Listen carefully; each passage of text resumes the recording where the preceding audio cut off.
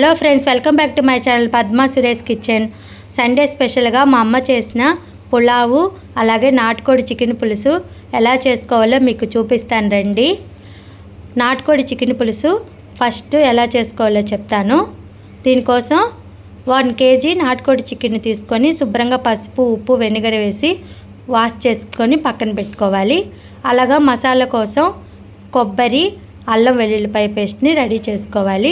ఇప్పుడు stove on చేసి stove మీద కడాయి పెట్టుకొని సన్నగా కట్ చేసుకున్న 2 ఉల్లిపాయలు, 4 పచ్చిమిరపకాయలను ఫ్రై చేసుకున్న తర్వాత కొంచెం కొత్తిమీర, పుదీనాను కూడా వేసుకొని గోల్డెన్ కలర్లో వచ్చే వరకు ఫ్రై చేసుకోవాలి. ఫ్రై అయిన తర్వాత శుభ్రంగా వాష్ చేసి పెట్టుకున్న నాటుకోడి చికెన్ని ఇందులో వేసుకొని బాగా కలుపుకోవాలి. కలిపిన తర్వాత ఇప్పుడు మనం ఉప్పుని యాడ్ చేసుకుందాం. కల్లుప్పు అండి. సాల్ట్ బదులు కల్లుప్పు వేసుకోవడం వల్ల పులుసు చాలా టేస్ట్గా వస్తుందండి. ఒక 2 స్పూన్లు కల్లుప్పును వేసుకోవాలి. అలాగే 1 స్పూన్ పసుపు వేసుకొని బాగా పసుపు, ఉప్పు వేసి ఈ చికెన్ని బాగా కలుపుకొని ఒక మూత పెట్టుకొని 5 నిమిషాలు స్లిమ్లో మగ్గనివ్వాలి. ఇలా మగ్గని వల్ల చికెన్లో వాటర్ వస్తుంది. ఇప్పుడు మనం మసాలాను యాడ్ చేసుకోవాలి. కొబ్బరి పేస్టు అలాగే అల్లం వెల్లుల్లిపాయ పేస్టును ఇందులో కలుపుకోవాలి. పచ్చి కొబ్బరి అయినా ఓకే, ఎండు కొబ్బరి అయినా ఓకే అండి, ఏదైనా బాగుంటుంది. ఇలా కొబ్బరి, అల్లం వెల్లుల్లిపాయ పేస్టు వేసిన తర్వాత మనం కారంని యాడ్ చేసుకోవాలి. ఇప్పుడు నేను చూపించే స్పూన్ ప్రకారం ఒక 5 స్పూన్లు కారం వేసుకోవాలి. ఇది మసాలా కారం అండి. మీరు పచ్చికారం అయితే 2.5 స్పూన్లు వేసుకుంటే సరిపోతుంది. ఇలా 5 స్పూన్లు కారం వేసిన తర్వాత ఈ చికెను, కారము అలాగే కొబ్బరి, అల్లం వెల్లుల్లిపాయ పేస్టు మొత్తము ఈ చికెన్ ముక్కలకి బాగా పట్టేటట్టు బాగా కలుపుకోవాలి. ఇలా బాగా కలుపుకోవడం వల్ల మసాలా అంతా చికెన్లోకి బాగా యాడ్ అవుతుంది. ఇప్పుడు మనం ఇలా కలిపిన తర్వాత వాటర్ని పోసుకోవాలి. చికెన్ ముక్కలు మునిగేంత వరకు మనం వాటర్ని పోసుకొని 10 నిమిషాలు హై ఫ్లేమ్లో బాయిల్ అవ్వాలి. ఇప్పుడు చికెను ఇలా హై ఫ్లేమ్లో 10 నిమిషాలు బాయిల్ చేసుకున్న తర్వాత చూడండి, ఆయిల్ అంతా ఇలా పైకి వస్తుంది. ఇలా వచ్చినప్పుడు చికెన్ బాగా ఉడికిందంటే ఇలా ఆయిల్ మనకు పైకి కనిపించాలి. అప్పుడే చికెన్ బాగా ఉడికినట్లు. ఇప్పుడు చికెన్ ఉడికిన తర్వాత మనం గరం మసాలాను ఒక 2 స్పూన్లు గరం మసాలా వేసుకోవాలి. అదేనండి ధనియాలు, చెక్క, లవంగాలు, యాలకులు, గసగసాల పౌడరు అన్నీ ఒక్కొక్క స్పూన్, నేను చూపించే స్పూన్ ప్రకారం ఈ మసాలాని యాడ్ చేసుకోవాలి. చూడండి, చికెన్ పులుసు బాగా చిక్కబడింది. ఇలాగా పులుసు అంతా చిక్కబడి ఆయిల్ పైకి వచ్చిన తర్వాత కొత్తిమీరని గార్నిష్ చేసుకోవాలి. అంతే అండి, టేస్టీ నాటుకోడి చికెన్ పులుసు రెడీ అయిపోయింది.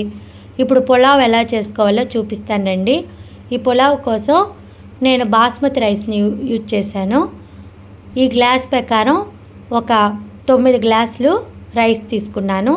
అలాగే 2 ఉల్లిపాయలు సన్నగా కట్ చేసి పెట్టుకున్నా, 2 టమాటాలు సన్నగా కట్ చేసుకొని కొంచెం కొత్తిమీర, పుదీనా, 6 పచ్చిమిరపకాయలని కట్ చేసుకోవాలి. అలాగే కొబ్బరి పౌడరు, అల్లం వెల్లుల్లిపాయ పేస్ట్ని రెడీ చేసుకోవాలి. బిర్యానీ మసాలా కోసం చెక్క, లవంగాలు, యాలకులు, జాపత్రి, అనాస పువ్వు వీటిని పౌడర్ చేసి పక్కన పెట్టుకోవాలి. ఇప్పుడు స్టవ్ ఆన్ చేసిన తర్వాత ఒక డాక పెట్టుకొని అందులో నేను చూపించే స్పూన్ ప్రకారం ఒక 6 స్పూన్లు నెయ్యి వేసుకోవాలి.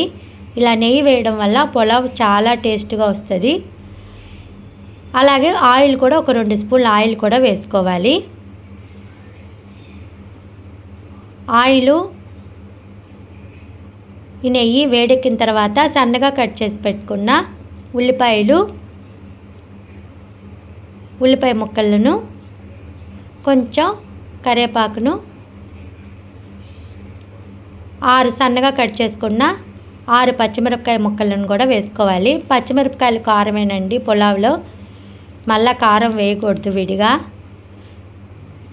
పచ్చిమిరపకాయలు మట్టుకే వేసుకోవాలి. ఇలా 6 పచ్చిమిరపకాయలు వేసిన తర్వాత గోల్డెన్ కలర్లో వచ్చే వరకు ఈ ఉల్లిపాయలను ఫ్రై చేసుకున్న తర్వాత కొంచెం కొత్తిమీర, పుదీనా సన్నగా కట్ చేసుకున్న 2 టమాటా ముక్కలను కూడా వేసుకొని బాగా మగ్గనివ్వాలి. మగ్గిన తర్వాత బిర్యానీ మసాలా నేను చెప్పాను కదండి, కొంచెం ధనియాలు, చెక్క, లవంగాలు, ఇది అనాస పువ్వు, జాపత్రి, యాలకులు అన్నీ పౌడర్ చేసి పెట్టుకున్న బిర్యానీ మసాలాను, కొబ్బరి పౌడరు, అలాగే అల్లం వెల్లుల్లిపాయ పేస్ట్ను కూడా వేసుకోవాలి. ఎండు కొబ్బరి వేసానండి. ఎండు కొబ్బరి వేయడం వల్ల పులావ్ చాలా టేస్ట్గా ఉంటుంది.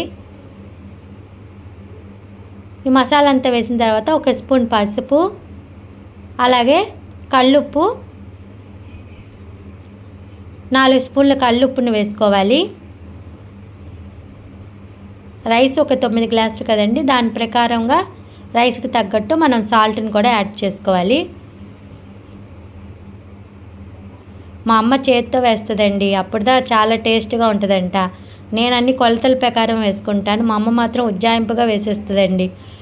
నిజంగా మా అమ్మ చేసే వంట అంత టేస్ట్గా సూపర్గా వస్తుందండి. అలువు కూడా చూడదు, కరెక్ట్గా అలా ఉజ్జాయింపుగా వేసేస్తుందండి చేతితోనే. ఇలాగ సాల్ట్ని అంతా వేసిన తర్వాత ఈ మసాలా అంతా బాగా కలుపుకున్నాక ఇప్పుడు మనం వాటర్ని యాడ్ చేసుకోవాలి. బాస్మతి రైస్ కాబట్టి 1 గ్లాసు బియ్యానికి 1.5 గ్లాస్ చొప్పున మనం వాటర్ని పోసుకోవాలి. అలాగే ఇప్పుడు గరం మసాలాను కూడా యాడ్ చేసుకోవాలండి. ధనియాలు, చెక్క, లవంగాలు, యాలకులు, ఈ పౌడర్ని 2 స్పూన్లు వేసుకోవాలి. బిర్యానీ మసాలా అంటే ఓన్లీ చెక్క, లవంగాలు, అనాస పువ్వు, యాలకులు పౌడర్ అండి. గరం మసాలా అంటే ధనియాలు, పట్టా, చెక్క, లవంగాలు, యాలకుల పౌడర్ అండి. రెండింటికి డిఫరెన్స్ తెలుసుకోండి. ఇప్పుడు గరం మసాలా కూడా వేసిన తర్వాత మనం పెరుగును ఒక 3 స్పూన్లు పుల్లని పెరుగును వేసుకోవాలి. ఇలా పెరుగు వేసుకోవడం వల్ల పులావు చాలా టేస్ట్గా ఉంటుందండి. పుల్లని పెరుగు కాకపోయినా నార్మల్ పెరుగు అయినా ఓకేనండి. ఇలా పెరుగు వేసిన తర్వాత బాగా కలుపుకొని ఇప్పుడు 1 గ్లాసు బాస్మతి రైస్కి 1.5 గ్లాస్ చొప్పున మనం వాటర్ని యాడ్ చేసుకోవాలి.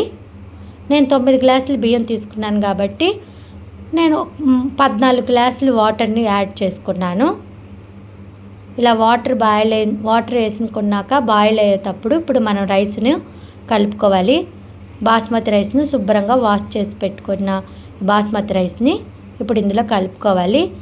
బాస్మతి రైస్ని నానబెట్టకూడదండి, అప్పటికప్పుడే వాష్ చేసుకొని మనం రైస్ని యాడ్ చేసుకోవాలి.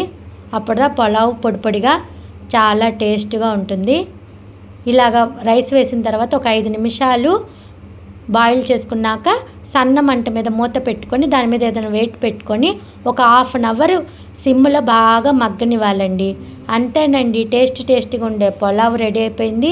అలాగే దాని కాంబినేషన్గా నాటుకోడి పులుసు రెడీ అయిపోయింది. Thank you for watching friends.